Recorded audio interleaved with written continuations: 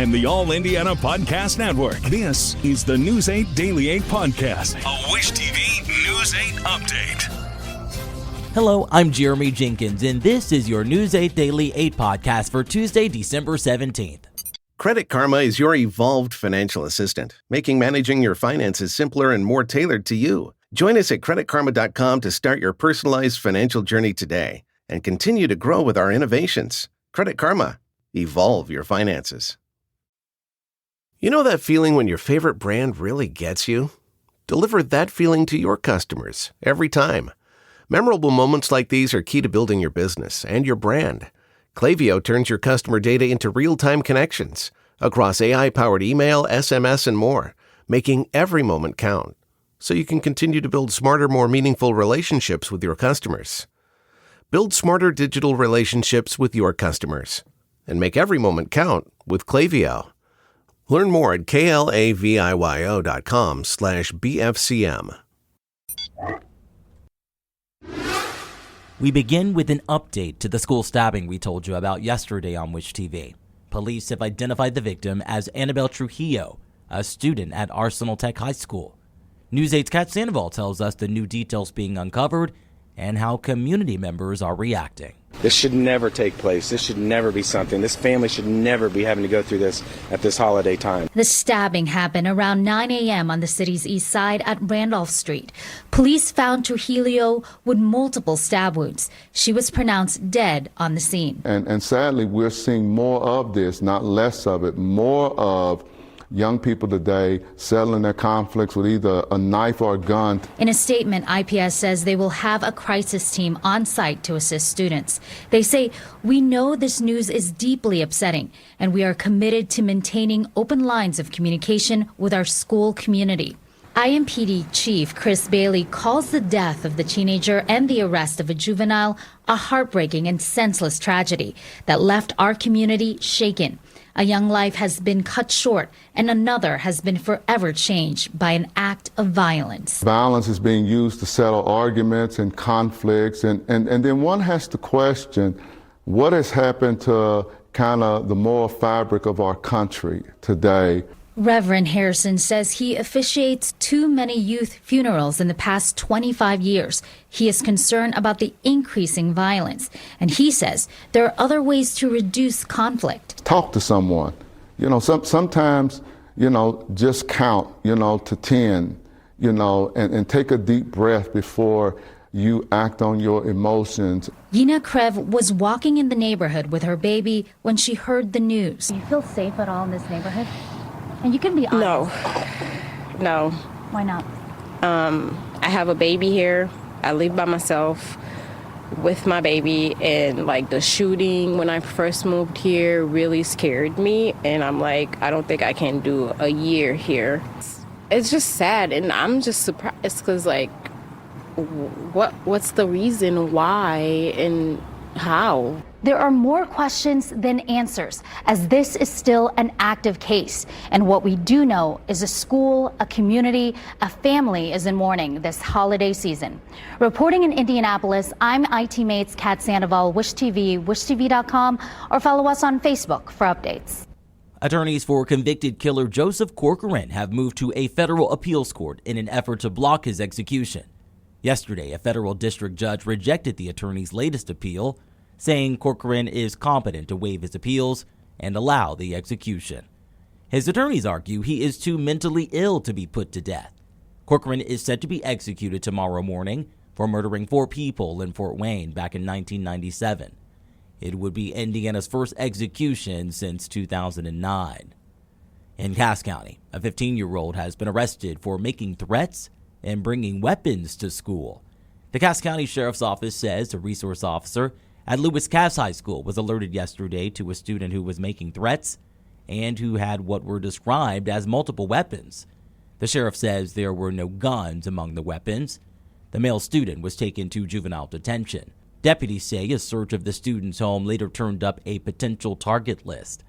The sheriff says no one was hurt. And now, a story from IT Made. Records show there are more than 6,600 untested rape kits in Indiana. Right now, lawmakers are working to address the problem and give survivors the justice they have long been seeking. News 8's Cody Fisher reports. This legislation would create a yearly written report detailing the backlog of untested rape kits in the state. Right now, that sort of report doesn't exist, so lawmakers don't have all of the data to make decisions on how best to fix the problem. We operate in silos, and so the very best thing to do is to take away our silos and to come together and thoughtfully understand an issue. And so that's what this proposal is. It's not a blame game. This map is one of the reasons Democrat State Rep Victoria Garcia Wilburn is introducing this legislation. It's a nationwide map that shows Indiana has thousands of untested rape kits, while Ohio, Kentucky, Illinois, Michigan, and Wisconsin have zero. An advocacy group showed it to Garcia Wilburn and her fellow lawmakers during a committee meeting between legislative sessions to try and get them to do something about the problem. The Hamilton County Prosecutor's Office supports the proposed legislation because they know what a delay in having a rape kit tested means for the survivor. Justice delayed is justice denied. So if we're waiting to get results of forensic tests before we make a decision, that's how much longer before we can even file charges and get things going in the first place. The Marion County prosecutor also supports the legislation. We need to know the scope of the issue, and I think it's important before the legislators, make a choice or make a decision as it relates to funding or what needs to be done.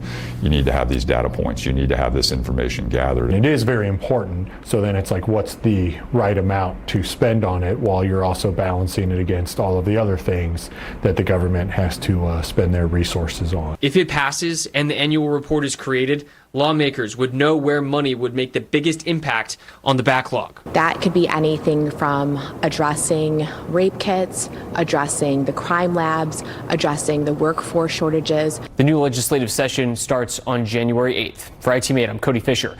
For Wish TV, wishtv.com, and follow us on Facebook for updates. In Elkhart County, 160 people are set to lose their jobs this holiday season. Cargo trailer manufacturer Forest River announced yesterday that they will be cutting jobs at 4 facilities by the end of the year. In October, the company said it would restructure by consolidating 2 sites. Layoffs are scheduled to begin on New Year's Eve. Let's talk sports. The Pro Volleyball Federation will host their first ever All-Star match at the Fishers Event Center. That match is set to take place on Saturday, February 22nd. The Fishers Event Center is home to the Indy Ignite, the franchise's newest team. Organizers say the All-Star match will be a step forward for the league and sport as a whole. When it comes to the weather, you can finally put away your umbrellas and get out your shades. Storm Track 8 says it will be a sunny and cooler day today with a chance of showers later tonight.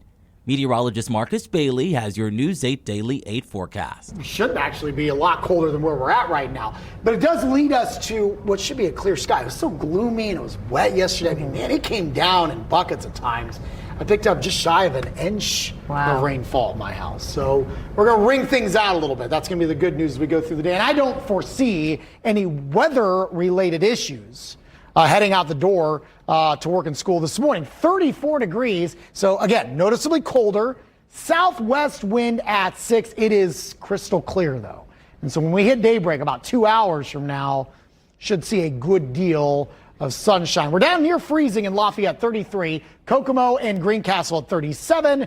34 in Richmond, 40 in Shelbyville, 39 in Bloomington and Bedford. Wind's not a tremendous issue, as high as almost 15 miles per hour. That's sustained. Constant winds up in Howard County, around 5 to 10 miles per hour for just about everybody else. There's the clearing taking place across the state. You do have some thin clouds, kind of basically south of I-70, places like Seymour and Bedford, French Lick, Evansville, Corydon in the southern portions of the state. But high pressure will keep us quiet. 43 at noon, 46 is what we're going to go for a high today. That is considerably cooler than yesterday's high of 59, but well above average. Normal high for this time of year typically is around 40 degrees. We are going to continue to kind of step those numbers back each and every day this week. We have some rain chances returning after midnight tonight as well. Could get cold enough for some snow showers at some point on Wednesday, and that will bring in that winter blast of air and maybe more snow chances as we gear up for the weekend. We'll time that out in my Storm Track 8 forecast coming your way in just a few minutes. To get a peek at Marcus Bailey's full forecast, just head over to wishtv.com. And don't forget, conditions will change throughout the day. So to make sure you have the most up-to-date forecast, download the Wish TV Storm Track 8 app. And for a more detailed look at conditions, you can check out our Storm Track 8 weather blogs. Why get all your holiday decorations delivered through Instacart? Because maybe you only bought 2 wreaths but have 12 windows. Or maybe your toddler got very eager with the advent calendar. Or maybe the inflatable snowman didn't make it through the snowstorm.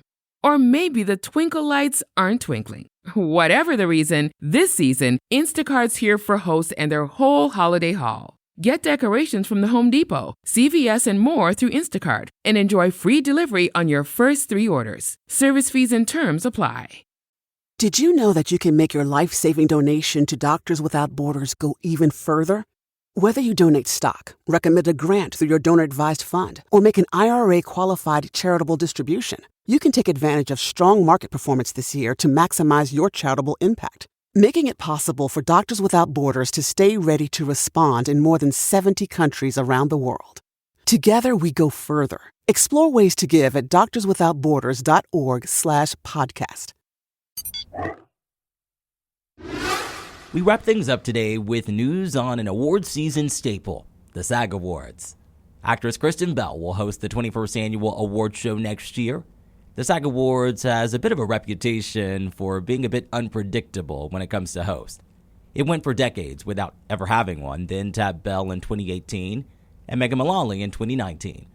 Then it went hostless again for about 5 years. But now Bell is back, and Netflix will stream the ceremony live for the second time.